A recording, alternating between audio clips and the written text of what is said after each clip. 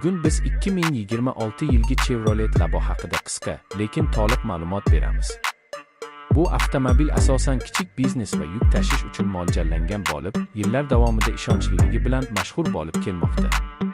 Labo modeli ilk bor 2000 yillar boshida bozorga chiqarilgan va o'shandan beri bir necha marta yangilanib kelmoqda. 2026 yilgi versiya dizayn jihatidan oddiy va amaliy ko'rinishga ega. Old qismi ixcham, yuk platformasi esa keng va mustahkam. Shahar ichida harakatlanish uchun juda qulay, tor ko'chalarda ham bemalol yuradi. Salon qismi sodda, lekin kundalik ish uchun yetarli qulayliklarni taqdim etadi. Texnik tomondan Labo 8 litrli benzin dvigatel bilan jihozlangan bo'lib, taxminan 38 ot kuchi ishlab chiqaradi. 5 pogonali mexanik uzatma mavjud. Maksimal tezligi 100 km/s atrofida, yonilg'i sarfi esa o'rtacha 7-8 litrni tashkil qiladi. Bu esa uni juda tejamkor qiladi.